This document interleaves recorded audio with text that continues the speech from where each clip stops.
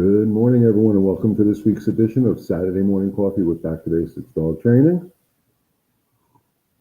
As you can tell, I'm in a remote location. I'm here on wonderful, rainy Long Island today.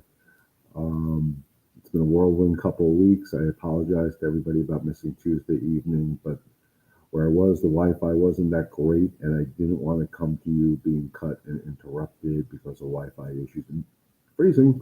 So I decided not to do it. But we're back here this week, so I'm excited. Anybody who doesn't know me, I'm Leon. I'm the trainer here over at Back to Basics Dog Training, and each and every Saturday morning at 11 o'clock Eastern Standard Time, I bring you this live free dog training Q&A session where none of your questions are off limits when it comes to the behavior of your dogs. For those of you who are watching now live or even later on in the replay, shoot me a comment. Let me know you're watching me, where you're watching me from.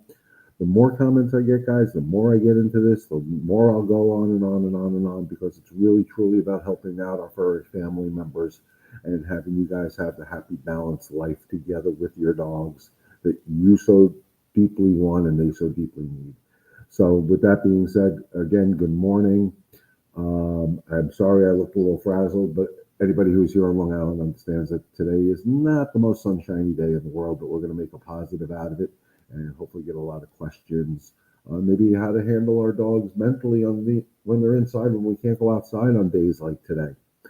Because we all know the walk is the best medicine to help the beginning parts of any rehabilitation for any dog. So let's just, good morning, Samantha from home. So let's just go into the last 2 weeks, guys. It's been a whirlwind 2 weeks. I had a great board and train with one of my dear customers and their pups. And the reason I came up here is they were having some issues with their youngest of the two dogs, Anna, who, good morning, Bonnie, who was showing some unwanted behaviors. I'm not going to say they were bad behaviors, they were just unwanted. One of the things was resource guarding. The other thing was with her excitement, absolutely no off switch. When she played like a bull in a china shop. I mean, this girl has a lot of energy. Anybody who's familiar with labs, and especially yellow labs, they understand they got energy. And then we had Archie, who's about a 3-year-old yellow lab, who was, and I'm doing this purposely, the angel could do no wrong dog. Well, like most cases, guys, I've said this before, when I get called to a house that has multiple dogs, and they usually say, well, Fido's the problem. Fido's causing all these issues, blah, blah, blah, blah, blah. I usually find out it's usually not Fido. It's the other one. This one, I'm not going to say it wasn't Anna, but it wasn't all Anna. Archie is not the angel dog they thought. He was an instigator in some of the roughhouse play.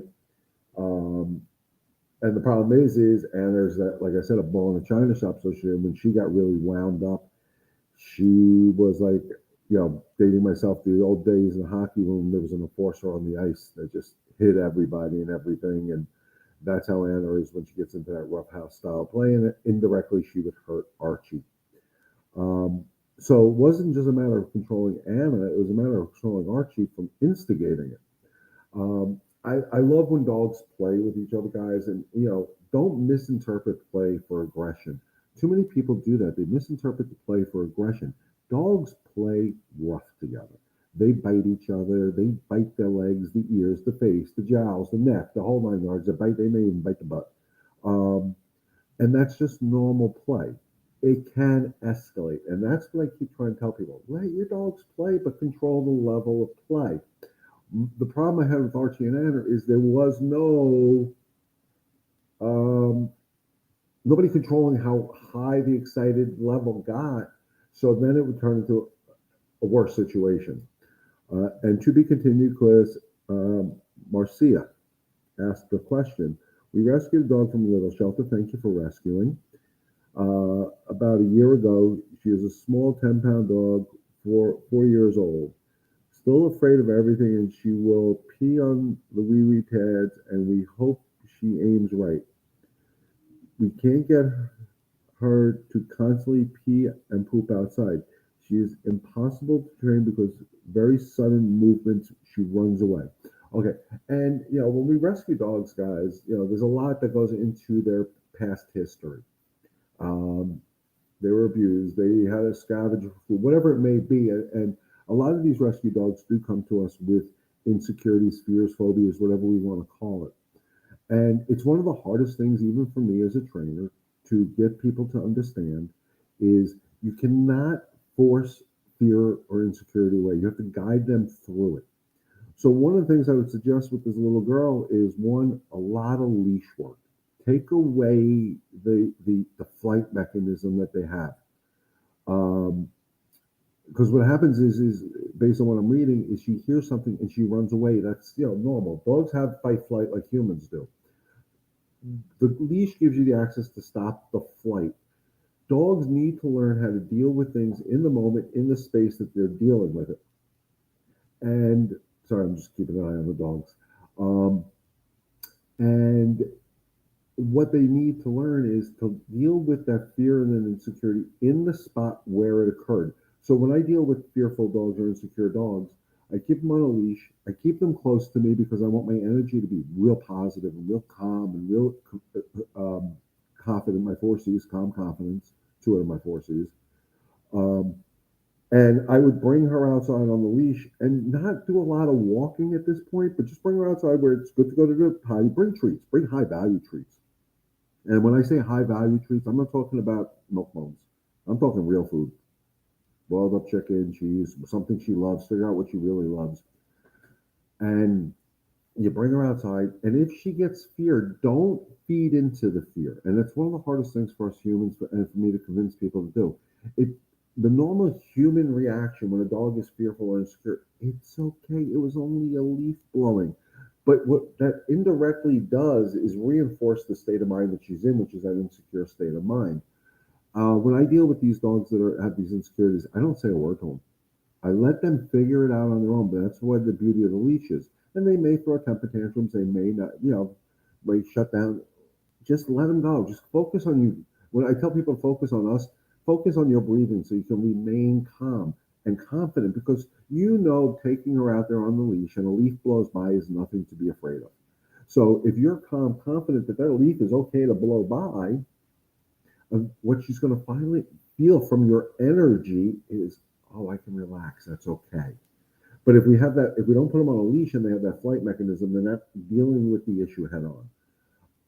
And then I just wait until I see that switch, until I see the switch where they go to that calm space. Then I would praise and give my high value treat. Praise is important. Good girl, treat.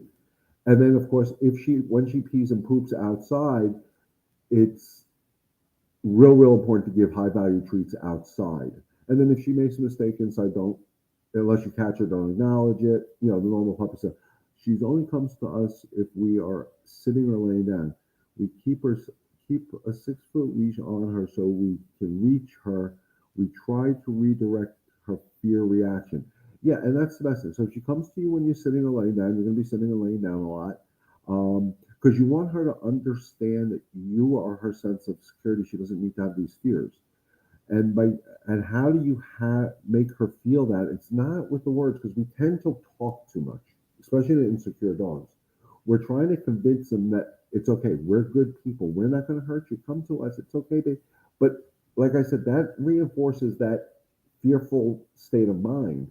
So when I deal with fearful dogs, and I have dealt with hundreds of fearful dogs, I don't force them to come to me. I don't drag them to come to me. I keep them on a leash. Because eventually the curiosity is going to take over. But I really practice and I put into effect that calm confidence in the training. And it's not about talking to her. It's more about her feeling the energy, feeling the calmness, and saying, "Oh, I can relax. Thank God, because you're calm. You're confident. You're my pack leader. I should trust you." And then slowly bring her to those things that make her fearful. And understanding she may regress and have a temper tantrum because of the fear, because she's on a leash and she can't have her flight mechanism, and just let her go through it. And you will see over time, there is no time limit. Please do not put a time limit on fear and insecurity. I tell people most of the cases I can solve most of my customers' issues in one session. I will never ever say that about fear, because fear is a whole different journey than overexcitement. There are two different journeys I go on with these dogs, and when they're fearful, that journey is a lot longer because I got to do things in such baby steps. Because if I force them to deal with their fear, in my opinion, we're reinforcing the fear too much because we're flooding them with what fears them. I do this with dogs who are afraid of sounds. I do this with dogs that are afraid of the outside world. I worked with one of my in my complex who was great in the apartment, but to get her to go out for the walk into the hallway, that hallway in her mind represented, you know, the Green Mile or the Last Walk or whatever it's called, going down to a death row sentence. And that was what was going on in her mind. So I had to guide her into the hallway with calm confidence. It's not about this. I'm not guiding that way. I'm doing it with my energy. Calm confidence fixes a lot of issues. And it's so hard for us humans because we feel bad. And I agree, I understand it. But you really need to shut that off. Because if you're feeling bad for whatever she's going through, you're not helping her move forward. So I hope that answered your question. Enjoy the journey with her, and make it into a journey, make it into a fun thing. If she's food motivated, find the food that is her favorite and use that for every little win you get. Praise, praise, praise. Use your happy voice. She will get it. It just takes time. Don't lose patience with it. I hope that answered your question, Marcia. I hope I said your name right too. Um, I really hope that answered your question, and just guide her through it and she'll get it and she'll be so much happier. Um, so getting back to the two knuckleheads I was working with, um, so we started controlling the excitement. The first thing I noticed is that Anna had an abundance of energy. If she wasn't outside playing with Archie, she was inside chewing up toys and trying to play and trying to do this and trying to. She had abundance. I mean, like I said, no off switch. So the first thing I said is she is lacking the walk. She's lacking the structure of a walk. Day one, leashed her up. Her and I went for about 2.5 miles, all structure. No recess, all structure. I needed her brain to be working and thinking about what is this big ugly dude going to do next. Um, and then I took Archie for a shorter walk. I didn't take them out together the first day. I took them each separately for two different walks. Um, and first thing I noticed is after the walk, Anna was tired. Mentally, not physically, because again, the walk, I'm not going to physically, 2.5 mile walk is not going to physically tire out a yellow lab. So I was able to get her to a different state of mind. And then after she woke up from her nap, which was about 2.5 hours, 3 hours long, she went back, started reverting back. Okay, I don't know what to do. I don't know what to do with myself. I got this energy starting to build up. So then I started using the nope. Nope, you're not allowed to do that. Nope, you're not allowed to do that. Nope, don't jump on me. Don't do, And again, made her mind start thinking differently. So her mind is working, which is now making her tired. And only praised her or gave her any type of love and affection when she was in a calm state of mind. So when she brought me a toy and basically pushed it into my lap or tried to get me to stop doing what I was doing, but I told her no. And then you could see her mind working. It was like, I want this guy to do something. I want him to pay attention to me. What do I do? And then she made better decisions. So I guided her into making better decisions. And then I took it to the back door. They weren't allowed to run out the back door. So now the worst area of roughhouse play started in a calmer state because I did my threshold management. She had to sit there. She could not go out until I got the direct eye contact. She was calm. I had my slip leash always at the ready. If she bolted out the door when I released her, I was able to get her on the leash, bring her back in, we rinse and repeat until she walked out the door like a lady. So the first thing I noticed is play outside wasn't as rough. Not saying it was cured, but it wasn't as rough. So now when it got to a certain level, I was able to control it verbally with a clap or a snap, and both those like, oh, okay, we got to slow it down. And they were starting to get it. This is day one, guys. Day one. I mean, I put a lot of effort into it. Um, Day two, I decided I'm going to walk them both together because that never happened. And they did phenomenal. I wish I had somebody with me who could have videotaped this, guys. It would have been phenomenal.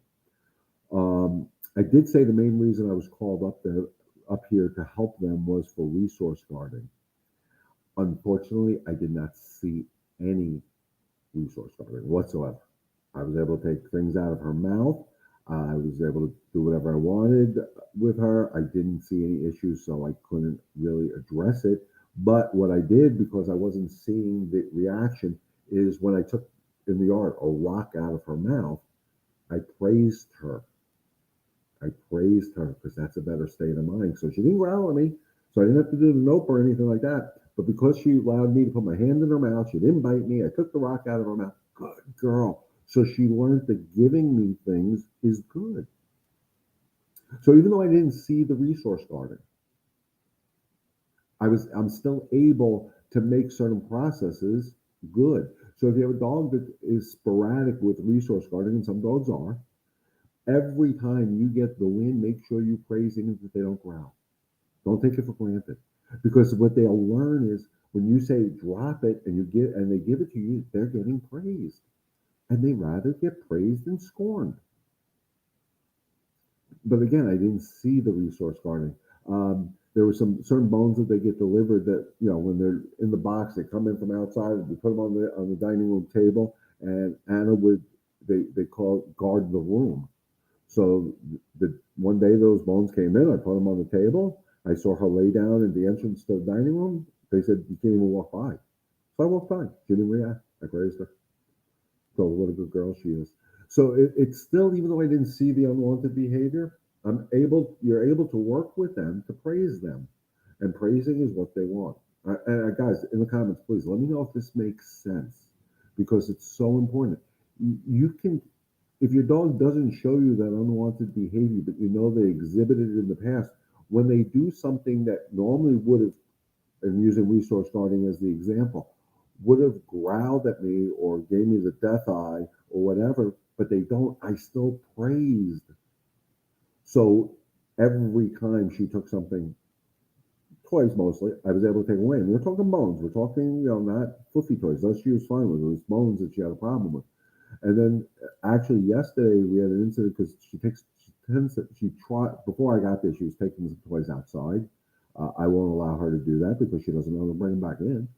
Um, but there must have been a bone out of, one of those bones that you can stuff outside, and the landscapers ran it over and broke it into a million pieces. And all of a sudden she comes in, she's got this little sliver of bone that my mind went to, oh my Lord. Morning, to get to a foolproof drop it and leave it, follow this method? Yeah, absolutely, Nancy. Good morning, by the way, Nancy. I'm sorry I didn't say good morning. Um, Absolutely. Again, your leash is always your best friend. So if you're doing the drop it, leave it, it's easy to have on a leash. Leave it, use it for things she's not allowed to have. Actually, let me rephrase that. I'm sorry I misspoke. Leave it to me is should be used less often than we use it. Leave it to me is when I'm feeding dogs and I'm putting the food bowl down on the ground, leave it until they're in a calm state of mind and they're looking at me, then I will release them to the food. Leave it to me as a temporary thing. Leave it, you can have it later. If it's something you never ever want them to pick up, I'm using shoes, slippers as an example. I never want a puppy chew on my slippers, so I don't say leave it, I say no. So if it's a chicken bone or aluminum foil or a piece of toilet paper, whatever. It's not leave it. It's no. Because you want your nose to be the most relevant word that you have. So again, Leisha's my friend. If and I do set up. I had to set up Archie for success. Archie grabbed a roll of aluminum foil that I left on the table while I was watching a TV show, waiting for the commercial, so I can get up and throw it away. Archie really quick grabbed this aluminum foil. I'm like, oh my god, he eats this. That's going to be a vet bill. So I had to play the game. I had to corner him. He wouldn't drop it, wouldn't do it. I was able to corner him, and he made the right decision. When he was cornered and had no escape route, he dropped it. So then I took the same piece of aluminum foil, put it right in the middle on the floor in the living room, and as soon as he went near it, nope, and popped the leash because I had him on a leash at this time. To teach him that is never allowed. Remember, no is final. You're never allowed to do it again. Leave it, in my world, is temporary. So if I don't want the dog to have it, it's going to be no. I didn't want Archie to ever think it was okay to grab aluminum foil again, so he grabbed it. Now I worked with him on never touching aluminum foil again. I didn't pick up the piece of aluminum foil when he dropped it and throw it away. I put it on the floor and said, "Go for it, because I'm going to teach you a better way. That doesn't. It's here. It doesn't mean you're allowed to eat it." I've done that. I did those with those little pieces of bone Anna had. That I walked right over to her, said, "Drop it." She didn't do it. I'm not going to say she did it instantly, but she eventually dropped it. I reached down, I picked it up, and put it back down and said, "No." Now the hard part is it's that bone that she's allowed to eat, but it's a small piece. So, is she going to understand the difference? I don't know. But I can't have her thinking those small pieces are good. So I'm hoping it kind of works that she understands that the small pieces aren't good. And then I throw it away, of course. But so Nancy, if you're using leave it for something you never want to have, don't use leave it, use no.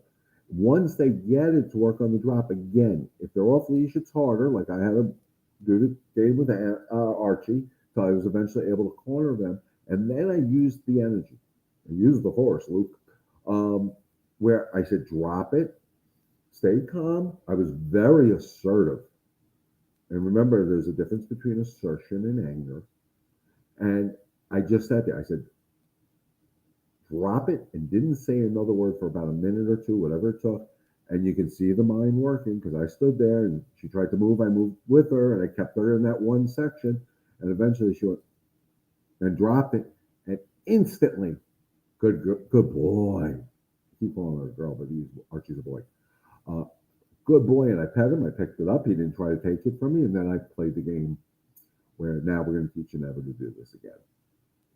So I hope that makes sense. Again, put in the comments, guys. Let me know if this stuff makes sense or if I'm just talking. Um, so, it was funny. I was getting a little because I didn't. Thanks, Trixie. Got some. Yeah, I forgot that you sent it. It's been a crazy week. I did see your email. Unfortunately, I really didn't get a chance to look at it. Not sure if it was weed treatment for one people put down. Probably was. She's doing better. Good. I want her to stop picking up things on the walk or stop talk. Now I am afraid to take her out. Well, one, you can't be fearful. So my suggestion would be when you walk her, shorter leash, so if she can't put her head on the ground, judge the distance. She can't put her head on the ground. And then when you're talking to people, keep it on a short leash. She can sit next to you. She can't lay down. She can sit next to you. She can stand next to you, but she can't put her nose on the ground. But every time you feel that tension on the leash, if you hold the leash right, like we talked about, if she starts to put her nose to the ground and you start feeling that tension, nope, not leave it. Nope. Practice it in your yard. It's a lot easier. Smells are the same in your yard, so it's not as distracting. Practice that method of walking. Short leash. I'm not saying keep pressure. So, we're doing this, but if she starts to, it's hard to do this on camera. But if she starts to go down, visualize, and you start feeling that pressure, nope. Oh, okay, I'm on it. You do this enough, she's going to get it. When I do my structured walk with Zoe, her nose is not allowed on the ground. She knows it. And when I hold the leash the right way, she won't even try it. But it was practice, rinse and repeat, until she understood the rules. And you can get it. But I would definitely talk to your HOA, find out one, if the landscapers are using animal friendly stuff. My assumption is they don't. Um, so that's something you may want to talk to your fellow homeowners about and talk to the HOA about as in group. Power in the people, that type of theory. Uh, okay, she has a tendency to jerk the leash to get something. Yeah, well, jerk her back and say, absolutely not, kid. Who the hell are you? Without the anger or the frustration. Um, but practice, guys, I always tell people practice in a controlled environment.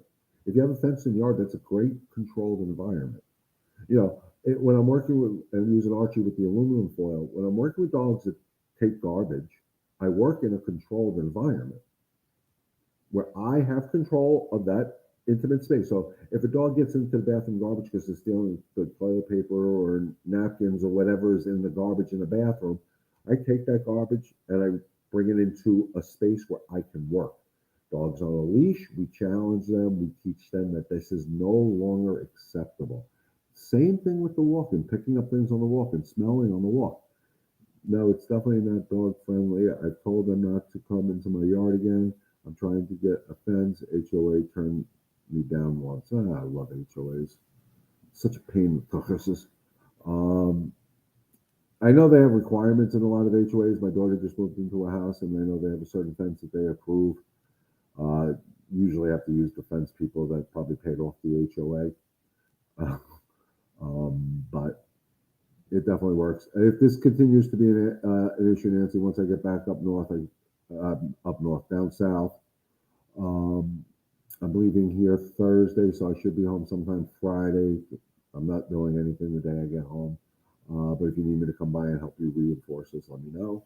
And then I'll be coming back here for a short period of time, maybe in the middle of May. I'm not sure yet.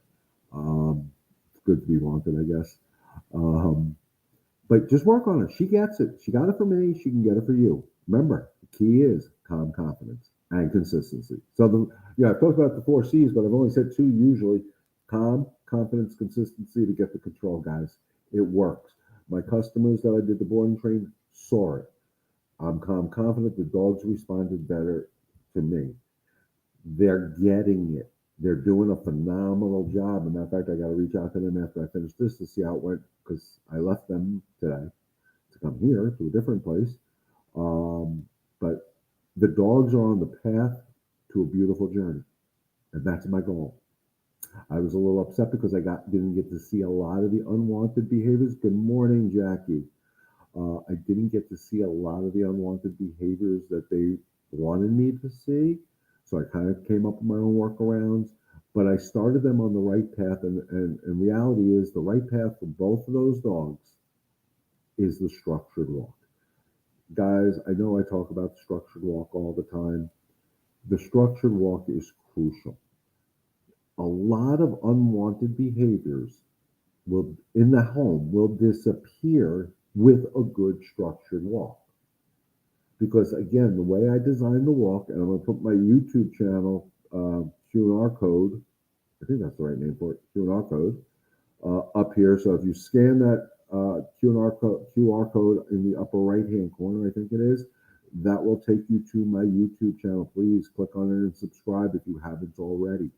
My How to Leash Train My Dog in 5 Easy Steps is Mastering the Walk.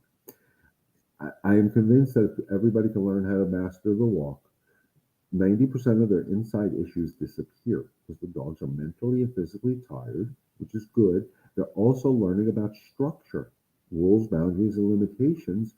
So you become more relevant because you're guiding them on this walk with leadership, with calm, confident leadership. And they're not, when you say no, it has more relevance, which goes to the whole rest of their lives. So it really is super, super important, guys. I know people think the walk is all about sniffing, smelling, peeing, and pooping. It's not. It's about structure and leadership. And the more we can get people to buy into this and do this, I'm asking my customer to send me the video she took of me doing threshold management with her two dogs. So hopefully Tuesday night I'll have those and I can, show you guys how we did threshold management with these two high energy labs. Unfortunately, I couldn't get any videos of what I wanted to do because I can't videotape myself while I'm training, and there was no one stagnant area where I can set up a camera. I was really hoping Anna was going to show me her resource garden because I really want to get that on tape to show you guys how we can take care of it. But it didn't happen. We'll figure out something else. But it was a successful 2 weeks. The customer was extremely happy. The whole family was happy. The dogs were happy. And the key, what they realized is one time I had stopped Anna from antagonizing Archie in the house, and Archie came over to me and was like, "Thank you." And it was so cute because they were adorable. There were times I had to discipline Anna right after I got done disciplining because, mom was like, oh, yeah, look, she's upset. Okay. She comes over to me for affection. Shows you how much they like they need the discipline. Nobody likes discipline. They need the discipline. Discipline is okay. And remember, when I say discipline your dogs, it's never about hurting, scaring, or intimidating your dog. Because if it is, you're doing it wrong. If it is hurting, scaring, or intimidating your dog, in my opinion, and I know my wife gets mad when I say this, but that's animal abuse. I do corrections all the time. It's never to hurt, scare, or intimidate a dog. Just tell them and teach them a different way to do it because that's why I like turning those no's into yeses so much because a yes is just so much more pleasurable. So it was a successful 2 weeks. We'll have feedback from my customer.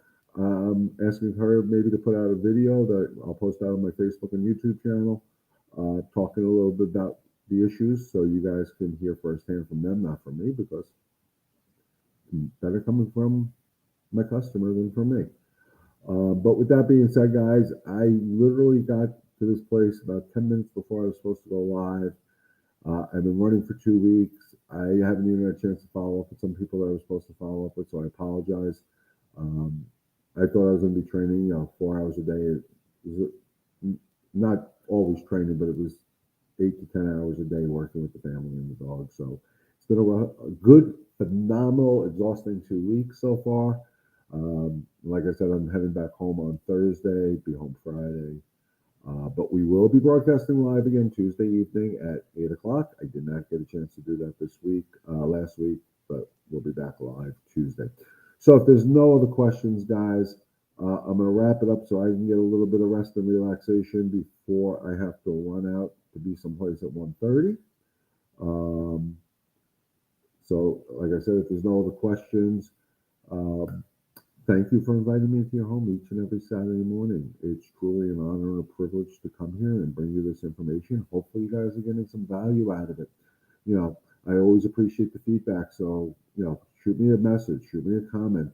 Um, Let me know if this stuff is working. Let me know if you're getting some value out of it. Help me build up my own ego because I really want to make sure I'm bringing you a good service here.